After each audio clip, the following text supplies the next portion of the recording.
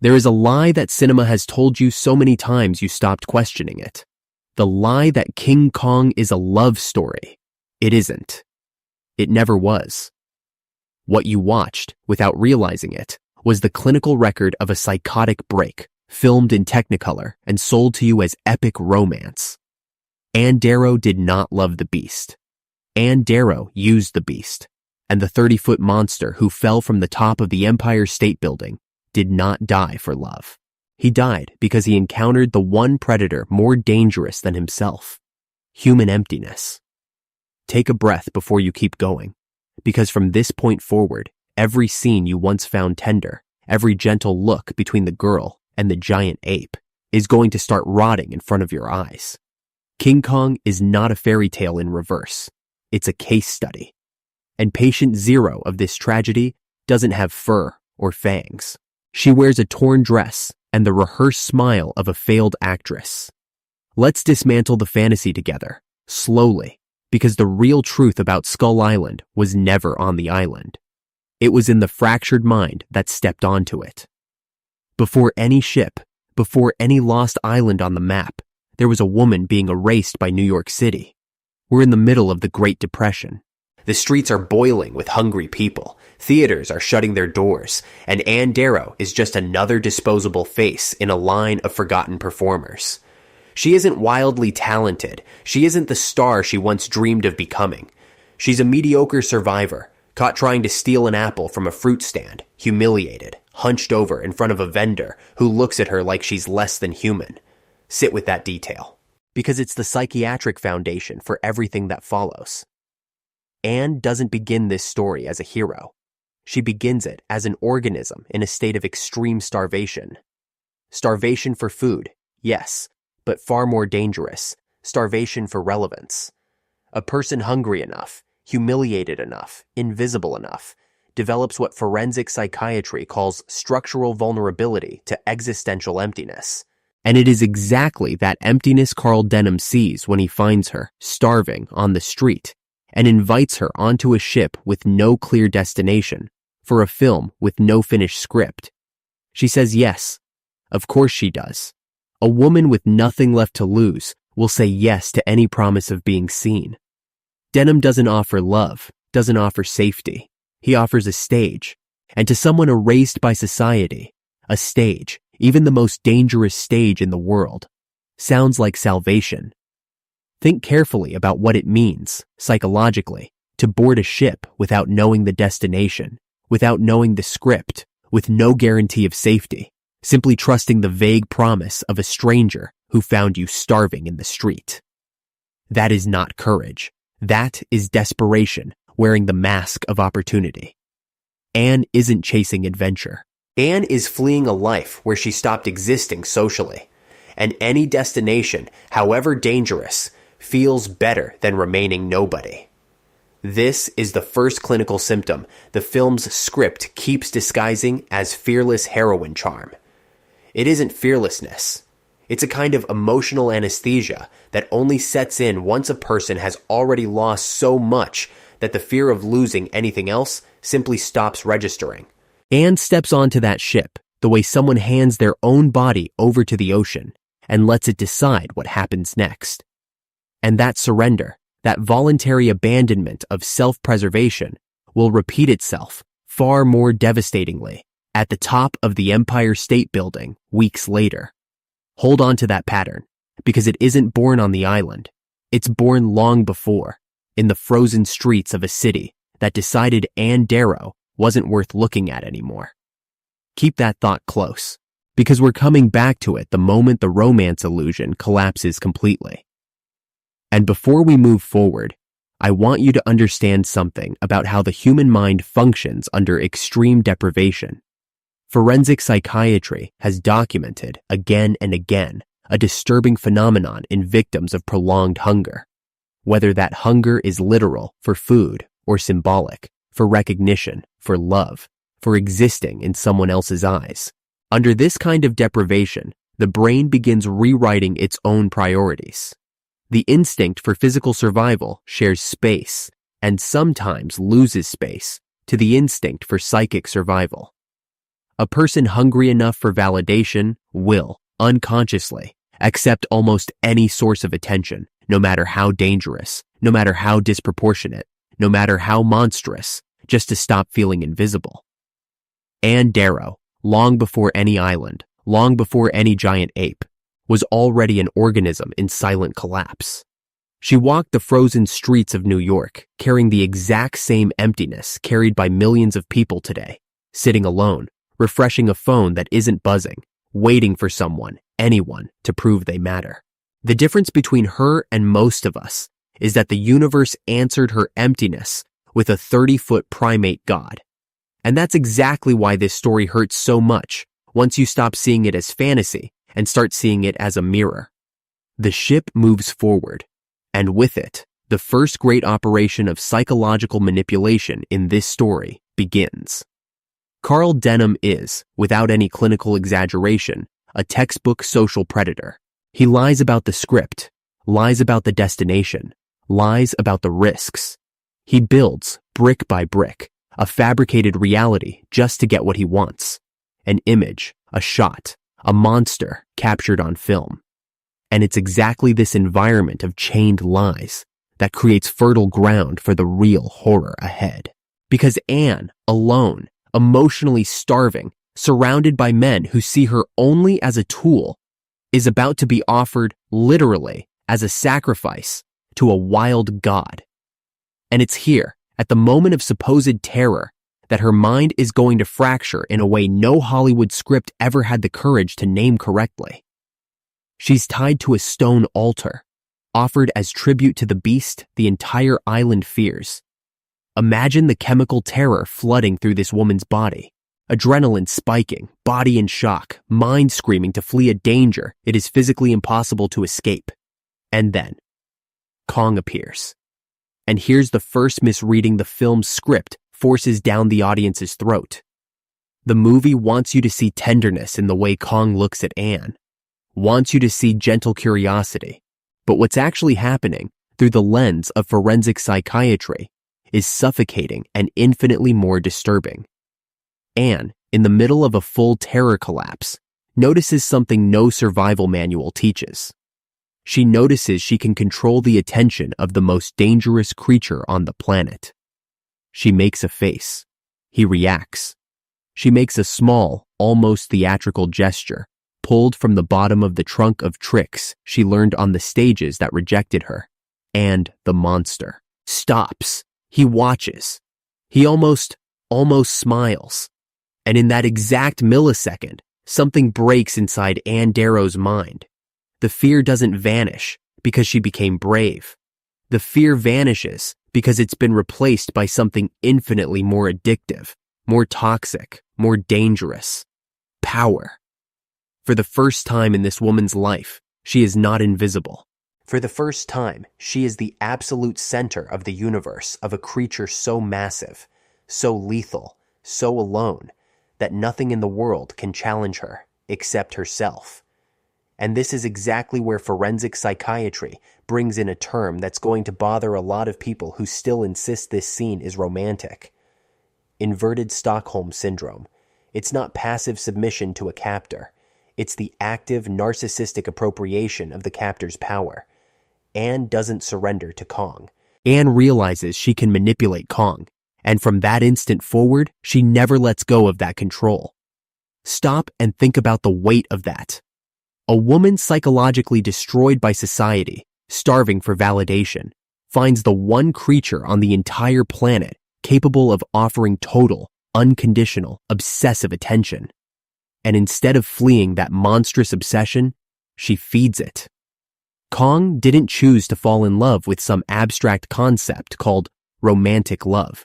Kong, a solitary animal, the last of his kind, orphaned in a hostile world, reacted to the only social stimulus present anywhere on that island.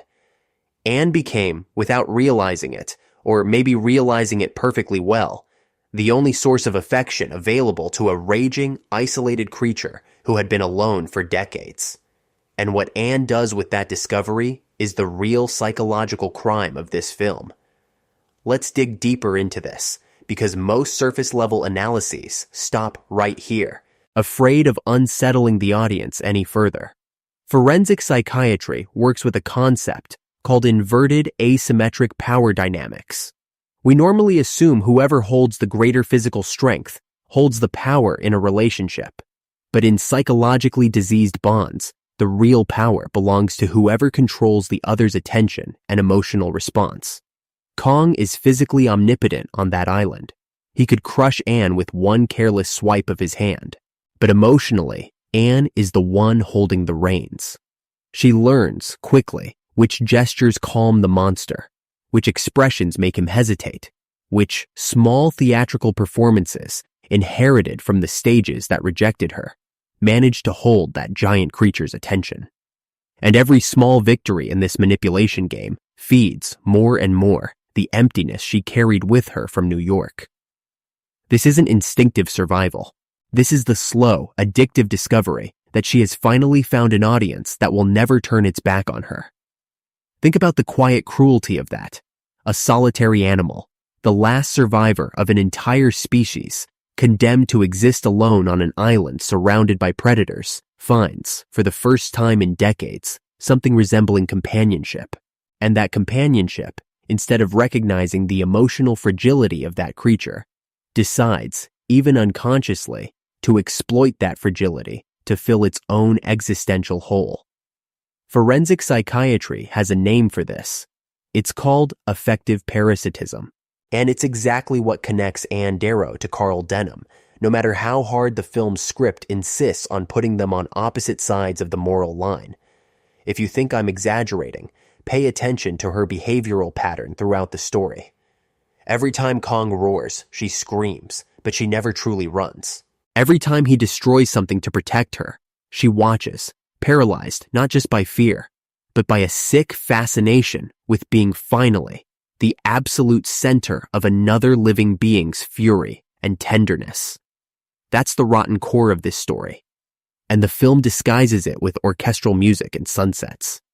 If you feel like the line between love and sick obsession is thinner than any of us want to admit, don't let it pull your own sanity down with it.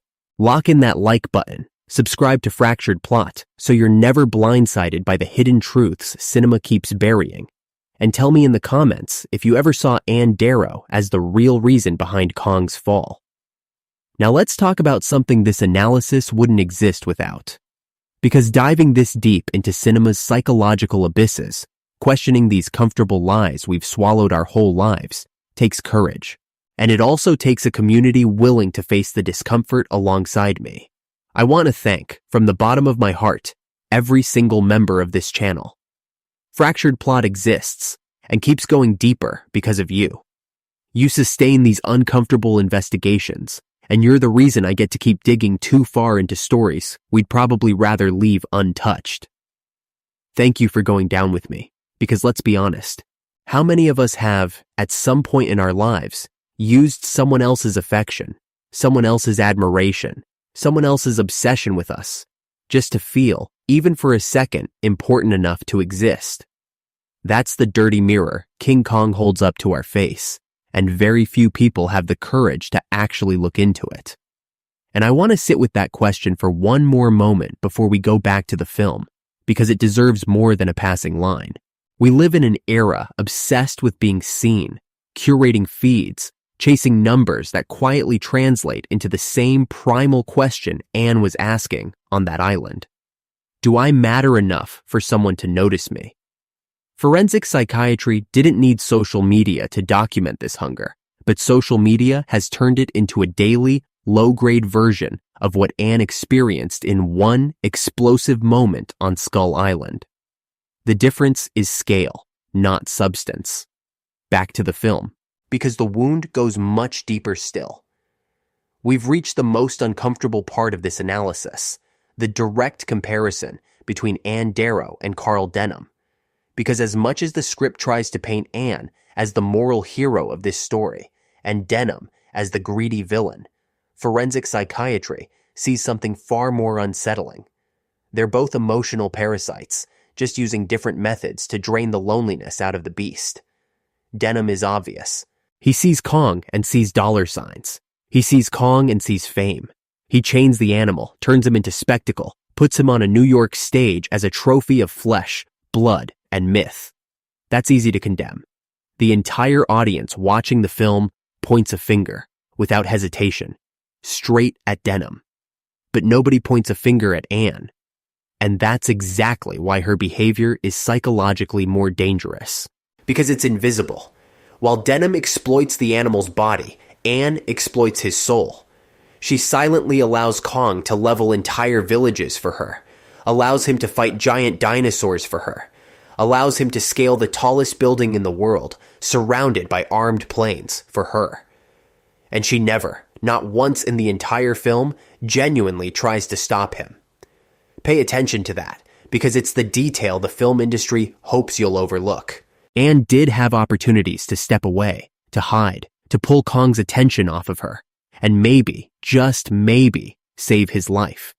But she doesn't do that, because a sick, dark part of her psyche desperately needs to remain the center of that creature's universe. This isn't love. This is emotional dependency dressed up as romance. This is the fractured ego of a woman starving for validation, using a monster's blind devotion as final proof that she is worth something in a world that ignored her for her entire life. Denham steals Kong's body to sell tickets. Ann steals Kong's soul to feel, for the first time, loved enough to matter. They're the same disease. They just wear different symptoms. And here's the most disturbing detail of all. Kong, the creature, the monster, the animal, is the only genuinely honest character in this entire story. He doesn't manipulate, doesn't lie, doesn't pretend. He simply feels, with a primitive and sincere intensity, something none of the humans around him have the courage to feel for real.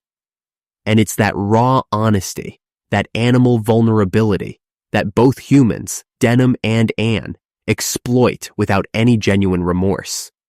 Stop for a second and think about how many real, everyday human relationships follow this exact pattern. Someone emotionally starving meets someone emotionally available, generous, almost naive in the intensity of their own affection, and instead of meeting that honesty with honesty in return, starts exploiting that generosity as fuel for their own fractured ego. It doesn't have to be a 30-foot gorilla. It can be a partner who loves too hard, a friend who gives without limits, a family member who forgives everything, always, unconditionally. The Ann and Kong dynamic is really an amplified, almost hyperbolic mirror of something deeply, ordinarily human. The tendency to mistake someone else's devotion for proof of our own worth. The more someone sacrifices for us, the more important we mistakenly feel. And the more important we feel because of it, the less capable we become of recognizing that we're actually draining another living being of everything they have. Denham drains Kong's body to sell tickets and rebuild his own failing career as a washed-up filmmaker. And notice, this detail rarely gets mentioned. Denham is starving too. Starving for professional relevance. Starving for a success life kept denying him. Denham and Ann share the exact same root pathology, just expressed through different bodies and different methods. One films the exploitation, the other lives it from the inside. The two of them use the same beast to treat the same emptiness. And both of them, in the end, pay a price, though in completely different ways. Denham loses control of his own creation, watches the spectacle he built turn against the entire city. Ann loses the one source of unconditional devotion she's ever experienced, and she'll carry that loss forever, knowing, somewhere deep in her own consciousness, even if she never says it out loud, that she could have prevented that death. I also want you to sit with one more layer of this, because it connects everything we've covered so far to an even broader psychiatric pattern. The relationship between Ann and Kong also illustrates, almost like a textbook case, the clinical concept of trauma bonding, the kind of connection that forms not despite danger, but precisely because of it. High risk, high adrenaline, high intensity situations create between two parties a kind of accelerated, artificial, almost chemical intimacy. One that's often mistaken for genuine love, but is really just the human brain trying to make sense of an experience too extreme to process rationally. Anne never had time to actually get to know Kong. There were no months of shared experience, no slow build of mutual trust, nothing resembling the normal, healthy process of forming a real emotional bond. What existed was extreme terror, followed by extreme relief, followed by extreme dependency. And that cycle, repeated within hours, is the exact same neurochemical mechanism documented in kidnapping victims who develop irrational affection for their own captors.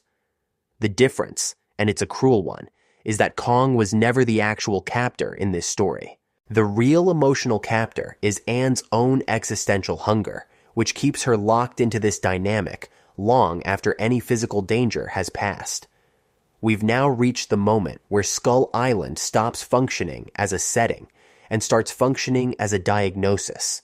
Because everything that happened on that cursed island wasn't magic, wasn't fate, wasn't love at first sight. It was the perfect collision between an emotionally starving predator and an emotionally starving prey. Except this time, nobody could clearly tell who was hunting whom. And that's exactly why, when the ship finally returns to civilization, carrying Kong chained in the cargo hold, the real tragedy is only just beginning. Let's talk about New York now, about the stage Denham builds, about the moment Kong is put on display, chained, in front of an audience that pays for tickets to laugh at the misery of a creature captured by force.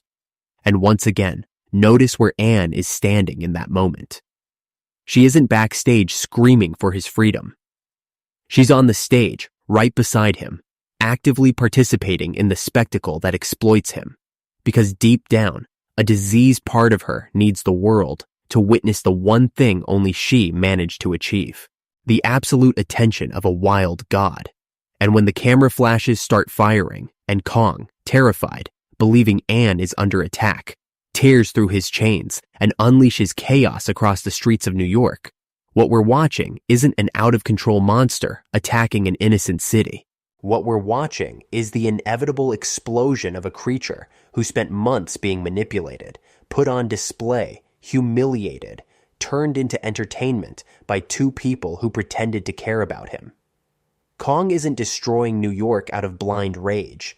Kong is destroying New York because he's finally understood he was betrayed. And there's a subtle, almost hidden detail in that scene most viewers completely miss. The instant Kong breaks free, his first instinct isn't to attack the crowd, isn't to take revenge on the city that imprisoned him. His first instinct is to look for Anne. He scans that packed theater, terrified, disoriented, surrounded by blinding lights and sounds he's never heard in his life. And the only face he searches for, the only emotional anchor that still makes sense to him in all that chaos, is the face of the woman who betrayed him. Clinically speaking, that's devastating, because it shows that even after being chained, put on display, humiliated in front of hundreds of paying strangers, Kong still trusts Anne, still sees her as the one safe harbor in a hostile world he never asked to know.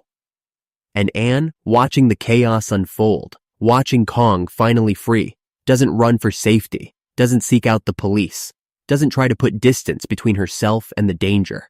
She stays close, allows herself to be found, allows that diseased bond to reactivate one more time. All of New York becomes the stage for a toxic romance played out on a monumental scale. Buildings collapse, cars are hurled through the air, people run screaming through the streets, and in the middle of all that chaos, two figures keep repeating the exact same destructive dance that began on Skull Island. A monster who only knows how to love through destruction, and a woman who only feels alive when she's the center of that destruction. And that brings us to the story's most iconic, most misread, and most psychiatrically disturbing moment of all. The top of the Empire State Building. You've watched this scene dozens of times. The score swells, the planes close in. Kong shields Anne with a gentleness that clashes brutally against his monstrous strength, and the entire audience feels their chests tighten, believing they're witnessing a sacrifice made for love.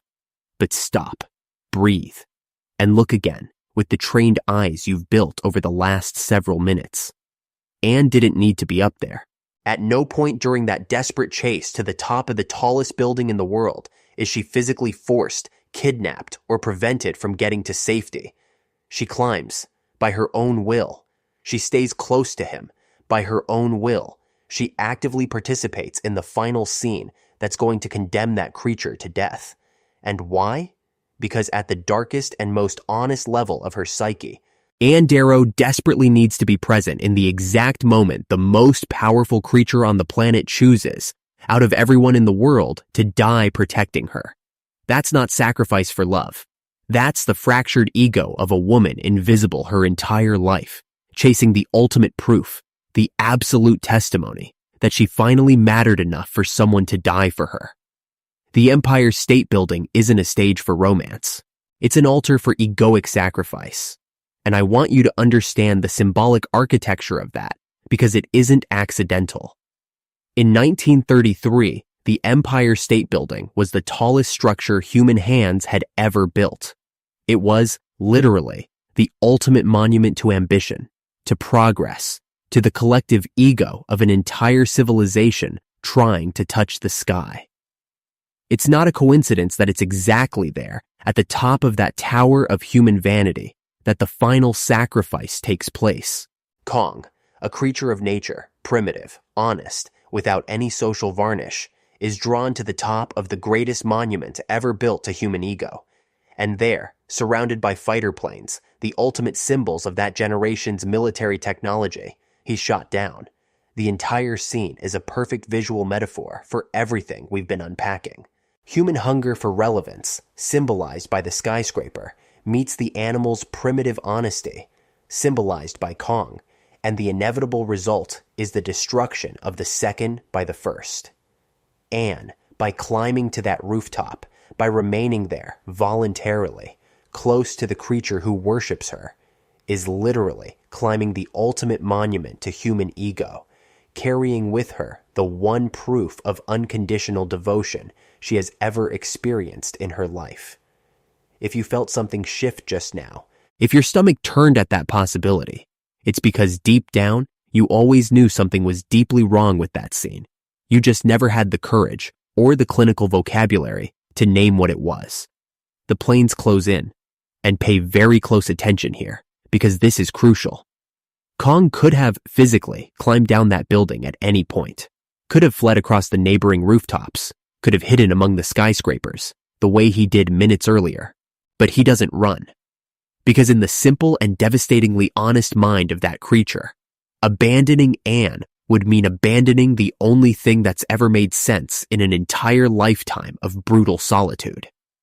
And Anne, standing there beside him, watching the planes approach, did have time, did have space to step back to safety and maybe, just maybe, distract the military's attention long enough to give Kong a real shot at survival. But she doesn't move. She stays. Because a part of her, the darkest, sickest part, needs to witness the exact moment that monster chooses her, one more time, over his own survival, over the blind devotion he feels. And when the bullets finally hit Kong, when that enormous body starts to give way, when his eyes search for Anne one last time before he falls from the top of the world, what we're witnessing isn't the end of a love story. It's the end of an emotional exploitation that started hungry, grew manipulative, and ended fatal. The film's final line, the one that's echoed across nearly a century of cinema, "It was beauty killed the beast," has always been read as tragic poetry about an impossible love. But now, after everything we've unpacked together, that line carries a completely different weight. It wasn't Anne's physical beauty that killed Kong. It was her emotional hunger. It was her pathological need to be worshipped, to be the center of a universe, even if that universe was the wild, lonely heart of a doomed monster. It was that starvation, disguised as romance, that dragged a god of the jungle into slaughter, in a jungle made of concrete and steel. And if you've made it this far, still breathing through the weight of this reinterpretation, I have to ask you an uncomfortable question, the kind this entire analysis was built to force you to sit with.